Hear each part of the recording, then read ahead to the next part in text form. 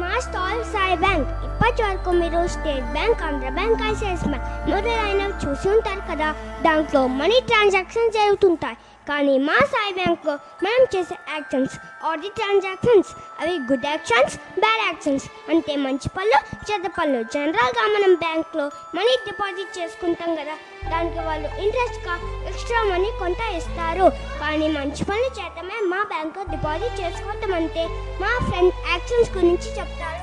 Example, road దాటడానికి బామ్మ గారికి హెల్ప్ చేసామనుకోండి, ఆటోమేటిక్గా సాయి బ్యాంక్లో పుణ్యం డిపాజిట్ అవుతుంది. కానీ రోజు మనం చేసే మంచి పనులే మన అకౌంట్లో క్రెడిట్ అయి డిపాజిట్స్ పెరుగుతాయి. మనం ఎంత డిపాజిట్ చేసుకుంటే దాన్ని బట్టి రిటర్న్స్ కూడా ఉంటాయి. కానీ ఎప్పుడైనా మనం చెడ్డ పని చేసామనుకోండి, ఫర్ ఎగ్జాంపుల్ ఎవరిదైనా వస్తువు ఇచ్చామనుకోండి, మన డిపాజిట్ నుంచి కొంత పుణ్యం డెబిట్ అయిపోతుంది. అలాగే కంటిన్యూ చేసామనుకోండి, మన పుణ్యం మొత్తం కరిగిపోతుంది. కానీ ఎప్పుడైనా మనకు కష్టం వచ్చిందనుకోండి, భగవంతుడు మొట్టమొదట మన బ్యాంక్లో ఎంత పుణ్యం చూస్తాడు. ఎంత పుణ్యం ఉంటే అంతగా నడుస్తాడు. ఇప్పుడు నేను బ్యాంక్ ఎలా పనిచేస్తుందో ఎక్స్ప్లెయిన్ చేస్తాను. Deposit, withdraw, Swami is our manager.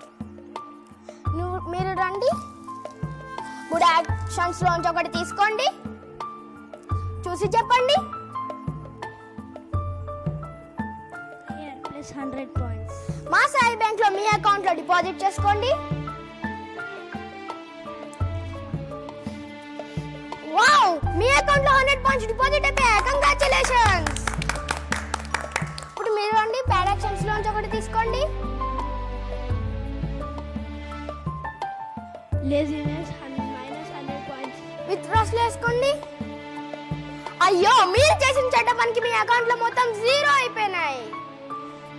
Sorry, ఇలాంటి తప్పు ఇంకెప్పుడు చేయొద్దు, లేకపోతే మొత్తం మీ అకౌంట్ లో 0 అయిపోతుంది. సో ఫ్రెండ్స్, ఇప్పటి నుంచి మనం కూడా మంచి పనులు చేసి మన సాయి బ్యాంక్ లో డిపాజిట్స్ పెంచుకుందామా? సాయిరామ్.